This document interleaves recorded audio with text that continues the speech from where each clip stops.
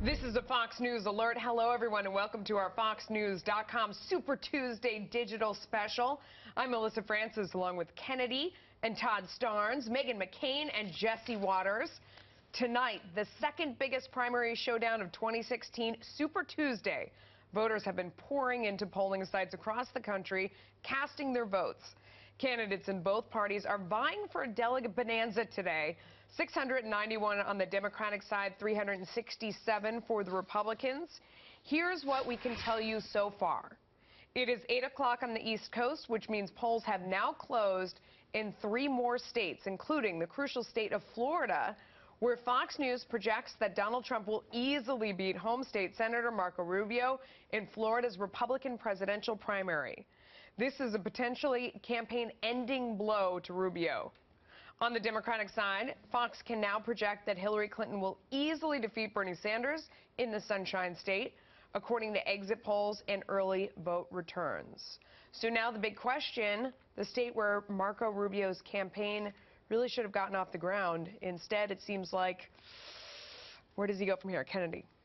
He goes home. I mean, he's in Florida. He's at home. He could just stay there. It's no plane ticket necessary. No, he doesn't even need to borrow any of Ben Carson's fresh clothes. He can literally just drive to his house and weep and think.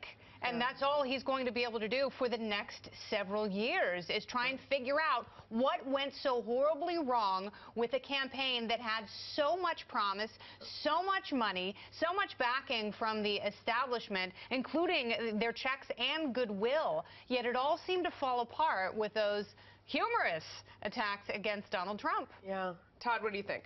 Well, look, 88% of the folks that we talked to on Twitter, we had a poll going this afternoon. They say he's got to drop out now. There's nothing else for him to do. He was telling Fox News earlier today that he was going to Utah. I'm not sure. Why do you go to Utah? What's in Utah? Do they have like a theme park? I don't know. Oh, no, the snow's very good this year. You're absolutely right. But again, I think it's really, this is a horrible, horrible thing that has happened to Marco Rubio here. I mean, what does he do now? I mean, his own state has rejected him overwhelmingly in favor of Donald Trump. Yeah. I mean, listen, I know about nights like tonight, he's probably going to be drinking, as is his staff. I think going on to Utah and Arizona looks delusional. At a certain point, we really have to start weaning this out. Sorry, everyone, there's only going to be one winner. I'm not a Donald Trump supporter, but at a certain point, if he wins Florida and Ohio tonight, we got to face the music. And I just think sort of looking like a sore loser and like there's some delusion in your brain that you can make this happen looks kind of pathetic. So, Jesse, when you hear someone say, I mean, we're all reacting to earlier today when Marco Rubio's, when he asked the question, are you going to quit if you don't win Florida, he would say, I'm going to win Florida. And then today he switched the answer to, I'm going to Utah no matter what. When he says that, do you think that he's trying to put on a brave face? He really means it. He's been drinking right before the interview. Like, what is behind that comment in your comical mind? I mean, he's got to have a big appetite because he's going to eat a lot of his words. Tonight, he said he was going to win Florida, and he lost big. This guy's he's like a cat. He's got 9 lives. He loses every single night, and he keeps bouncing back. You know, he'll probably drop out tonight, and the media will be like, oh, great night for Rubio. Rubio still hanging in. You know, the guy's got a nice brand, but he destroyed it with the small hands cracks. And now he just needs to salvage some respectability and maybe hang on until 2020, because if Hillary wins, he has the shot to say, you know, I told you Trump was a psychopath, and now I'm going to save the party. All right, but my thing is, I'm sitting here looking at this, and Megan, maybe you know the answer to this. What is the psychology behind it? What is it that disallows these people to let go? Because if he does let go tonight, I mean, he could get out there. All eyes are watching tonight, especially our commercial-free coverage here. But it's really the perfect opportunity for him to put a button on his campaign and his philosophy, and I think this is the last chance he's got. But if he Ben Carson's it and says, no, we're actually moving forward, it's like, with what? With whom? Why? What do you say to that? I think a lot of politicians are very delusional, and I think you have to be a little crazy in order to run for president. Except your dad. Except my father, he was completely. Well, I just think you have to have a level that you think you're the person who's going to change the world, and I have the utmost respect for everyone who does it. But at this point, he's probably surrounded by, you have these core group of people that are around you that are like, you're brilliant, you're the savior, you're the person that's going to get it. And if you can't see the forest for the trees, which I will say in my family, it was my immediate family that was like, we're not going to win these things. Like, you got it. We got to save dignity for our entire family. And if people like Ben Carson Carson, I think, is a great example, totally imploded his career. He should have gotten out when he could have, and if Marco Rubio stays in, he is not going to be able to be the governor of Florida. Let's go to Fox News chief political correspondent Carl Cameron. He is live in Palm Beach, Florida, where he is following Donald Trump's campaign. I imagine the mood there, campaign Carl, is pretty jubilant. Well, the crowd's just now beginning to filter in, and they're aware that Trump has won Florida. In fact, they were pretty confident of it for quite some time. And Jesse, you pretty much nailed it. What plagued Marco Rubio more than anything was not winning enough. In fact, losing more than he won. And that, plus the fact that he had millions and millions and millions of attack ads run against him, including by the Democrats, kept him sort of limping.